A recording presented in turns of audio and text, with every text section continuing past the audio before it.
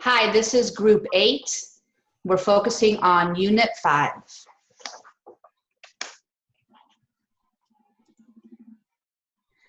So I have standards for teachers. I'm focusing on a couple things: collaborative learning approaches and shifting students from consumers to creators. So first of all, what is collaborative learning? According to this Horizon report, it means 4 things: placing the learner at the center, emphasizing interaction and doing, working in groups, and developing solutions to real-world problems. No longer should teachers just lecture from the front of the room while kids sit and take notes, like many of us probably suffered through. The thing about collaborative learning is that it gets results. Studies have found that students in exemplary schools spent more time learning this way. They not only worked together, but they peer tutored as well. For this kind of learning to be successful, though, teachers obviously have to receive support from their faculty and other educators. The report mentioned a few different professional development opportunities, including the Teaching Channel and the Stanford Center for Opportunity Policy and Education, which provides toolkits and videos. Also using Google Classroom, Global Books, Twitter, Skype, ProofHub, MindMeister, etc., can lead students and teachers in the right direction. As far as students shifting from consumers to creators, what this means is that kids are learning by exploring and creating instead of just consuming the content that is given to them, like using worksheets. So since kids are constantly on social media, Snapchat, Vine, Instagram, educators want to foster this creativity. Teachers themselves are using Edu Creations, Apple iTunes, Camtasia, TeacherTube, all different sites that can teach others how to work with all this new technology. Even good old Minecraft is being used in Minecraft EDU as part of the curriculum. More and more schools are teaching coding, Scratch, Game Maker, etc. So all of these different approaches are changing what we expect our children to learn from their teachers in schools.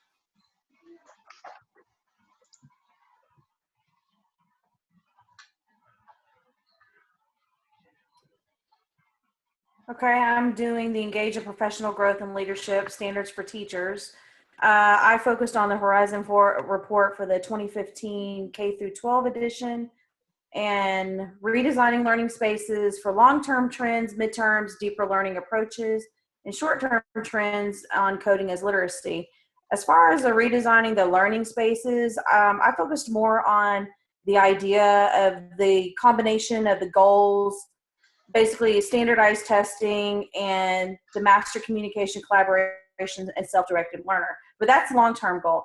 For midterm goals, I went a little bit deeper, like I said, for the deeper of the learning approaches and went with the plan-based learning. Okay, so basically short-term goals such as using coding in preparation for real life, taking academics and using it for real life learning. So all these new jobs are coming up and the academics are great, but are they really prepared for the real world? So midterm goal would be the plan-based learning and bringing that in. Short-term goals is the specific plan-based learning programs such as coding as literacy. Like in my own library, I use Ozobots as a form of coding. I even use something basic like Legos. I mean, again, this is something that they understand already. They're able to build upon it and hopefully carry it on later on in life or even to the next grade level and build on it as a profession whenever they finally get out of school.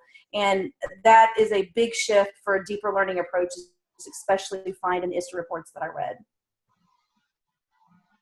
Thank you. Hi, my name is Andrew, and I focused on the Horizon Report 2016 K through 12 HC standard for coaches, professional development, and program evaluation. And I basically focused on developing technology-related professional learning programs, and also the impact of instructional practice and student learning. For the long-term trends, it talks about how traditional classrooms have remained unchanged for the last 100 years. You know, desk and rows, teachers standing in front, you know, giving a lecture, And the question arose on how can classrooms be redesigned in order to foster positive learning or enhance the learning experience. One of the concepts allows teachers to implement flexible, large open classrooms where furniture and technology can be moved around and to enable active learning. I saw an example of this when we did a Skype with a school in Norway, where they had a classroom that wasn't necessarily set a certain way, but one day it might be set this way, more technology-based. One, they might have a Socratic seminar another day, and so they would put chairs like in a lounge, like in a big circle. According to a study conducted in Minnesota, the ability to redesign the classroom has shown to change and alter student learning behavior in a positive way.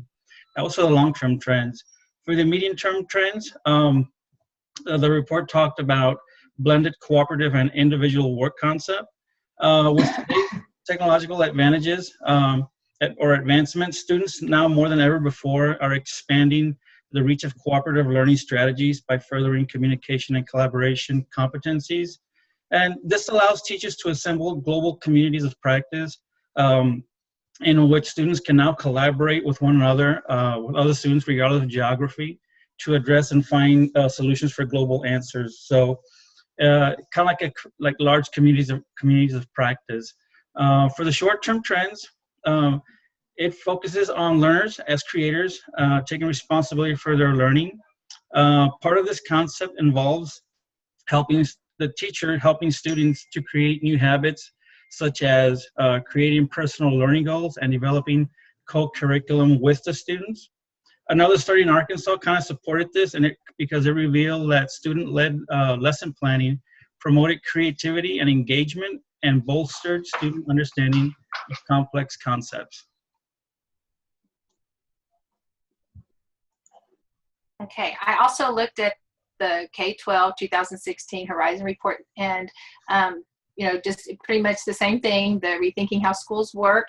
I'm fortunate that I'm getting to serve on a committee that is planning a brand new campus in our district. It's the first campus we've built from the ground up in over 15 years. So it's looking very different from anything we've ever seen before, and meeting with architects and engineers and technology specialists. And there's a lot of virtual reality things that they're presenting us, and we can actually walk through the spaces and see the development firsthand, and it's been really exciting. One thing is the layout, like Andrew said, of the mobile furniture, where you can have a large group, you can have collaborative groups, everything can be moved without calling in the men that take care of the maintenance, you know. There's even movable walls to allow even bigger spaces. Classrooms are being built off of pods, which I know that's common in some areas, but we haven't seen that in our district. And having the windows that look out into that area so teachers can monitor their classroom, but also see what's going outside in the pod area. So we're really moving on up, and we're really excited about it. So I get to represent librarians and technology, so it's going to be neat to see it all come about.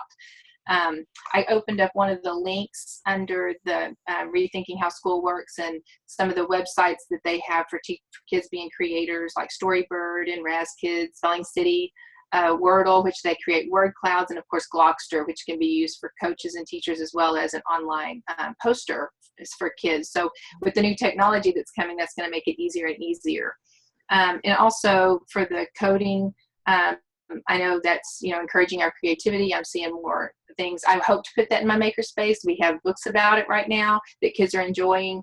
And there's a new screen. It's called the Clear Touch. I don't know if y'all seen it, and it allows 10 points. It can be vertical for teachers and then horizontal, and kids can actually be on the perimeter. So that was one thing that they brought up and were showing us. Expensive. I don't know how many we'll get, if we even get it, but it's just exciting to see that there's funds out there to promote training and high-tech materials, and I'm just excited. Our school's going to open in 2019, so we're forward thinking, and I'm seeing a lot of this already being talked about with our architects. So that's pretty, it's real for me right now, so it's exciting. Great.